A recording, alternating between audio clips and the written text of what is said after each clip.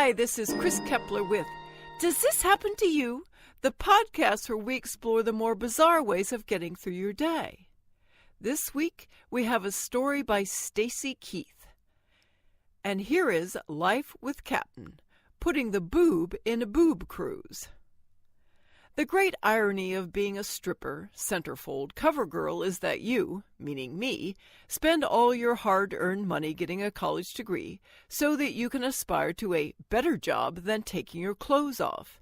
You, meaning me, are still too young to grasp the reality of the situation, which is that no better jobs actually exist, even for college graduates, but especially those who are foolish enough to follow their passion and obtain a diploma attesting to their fluency in dead poets and obscure British limerick writers and other useless purveyors of word junk.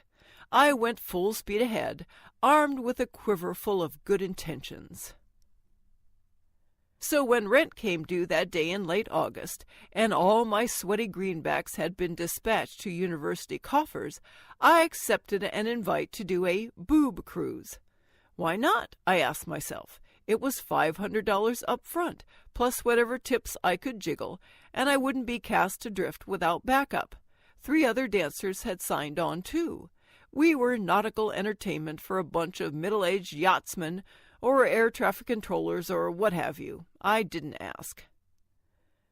I was told we'd set sail out of Annapolis at 3 p.m.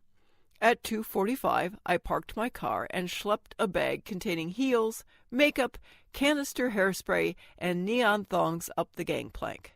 Sure enough, a phalanx of middle-aged white guys awaited me, all grinning. I could tell they were super pleased with themselves, these wearers of plaid golf vests and jaunty tam-o'-shanters, men in whose dentured mouths words like gal and hepcat found safe harbor. They'd hired strippers. Their wives didn't know. They were bad boys who were about to have a naughty adventure on a boat. After smiling through stale jokes about my national endowments, I was introduced to the man of the hour, everyone's favorite birthday boy, Captain. Captain wore a captain's hat and a navy jacket with gold-braided epaulettes, so it was easy to believe he'd been sailing the ocean blue since 1907. Now he was relegated to a wheelchair. I gave him a kiss on the cheek. The guys went wild. One suggested I kiss his dick instead, which is when I widened my smile and beelined it for the dressing room. The 3 other dancers were already in various stages of undress, one in bra and panties, one in bra, panties, and war paint, and the last one dressed and smoking. "God damn," she said. "How much did you pay for those?"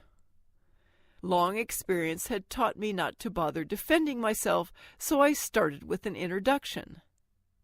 "I'm Candy," she said. With her cigarette hand she pointed to the others. "That's T.D. and Loris. Say, what are those anyway, a triple Z or something?" First rule of stripping. Always make friends with the other dancers. You can't afford to piss off anybody. Bad things happen to dancers who do. Dancers who piss off other dancers get smack said about them to customers. Things like, "She looks great, doesn't she? You never know she's had 3 kids." Or, "Boy, I hope I look that good when I'm 40. T.D. and Loris were experienced dancers, I could tell. Both were good-looking and neither took this shit seriously. But Candy was clearly a mess. She had a tooth missing that you caught sight of when she laughed, which she did a lot of while I was undressing. She had bad home perm hair in color bozo. Mostly she had a long leather bullwhip. It went with the dominatrix outfit. "Guys eat this shit up," she bragged. "You'll see. They'll pretend to be scared when I get out there whipping the shit out of them, but half of those fuckers will look me up later." "Look you up for what?" I asked, honestly confused. "For sex, Barbie. Gee, what do you think?" I was young and admittedly stupid. To me, sex was sex, and stripping was stripping. "What the hell are you wearing?" she asked, sneering a little. "A dress." "A dress," she mimicked. "Fugly, if you ask me." On the way up to the deck for our show, Teety whispered to me, "Watch your step with that chick." "Why?" "She hates your fucking guts."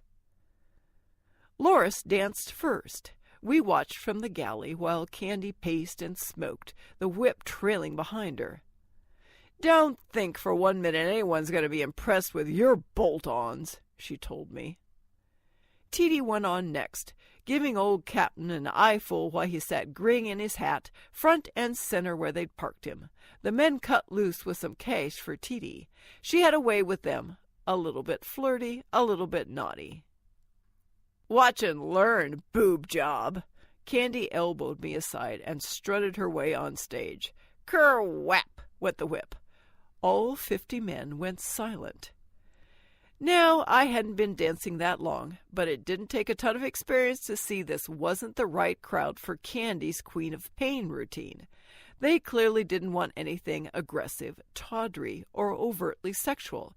These guys wanted a cute young thing to prance around naked and make them feel not invisible anymore, like maybe under different circumstances they might have had a chance. But Candy hadn't bothered taking the temperature of the room. She came out with her whip, chains, leather, and dog collar. She had a tattoo of something that looked like a demon baby on her thigh. And the quieter they got, the louder she became. "I'm gonna spank your ass hard," she shouted. Ker-whap! Right in front of Captain, she bent over and waved to him from between her legs. Then she spun around and shoved her boobs in his face. "Like those, don't ya? Every inch of these babies are real." She cracked her whip once, twice, and something terrible happened. She accidentally wrapped it around Captain's neck. "He's choking!" someone yelled. Captain's eyes bugged out. His fingers clawed at the whip. He gagged. Candy tried to make it seem like part of her routine, but when all the guys started yelling and pulling, she pulled too, which only made it tighter. I could barely see what was going on now. There were so many guys waving their arms and rushing toward the wheelchair. Captain's face was turning blue. Yet instead of letting go, Candy panicked and yanked harder. Captain flew out of his chair. He landed face down on the floor.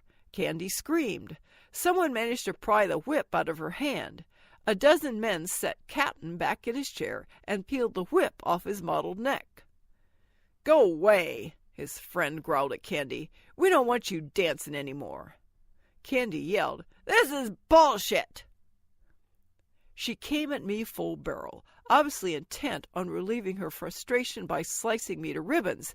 Teety said, "Save yourself," and pushed me on stage. I looked at the men. The men looked at me. "Listen," I said, "I don't have to dance if you'd rather." "Hell, gal, come on down here," a man said. "You're the one we wanted anyway." "Oh, please don't say that," I pleaded silently, hoping Candy didn't hear. I danced over to Captain, who still looked pretty dazed from his non-erotic asphyxiation. "Why don't you take that dress off?" he rasped. A flurry of bills rained down. I stepped out of my dress. A second wave of bills fluttered all around me.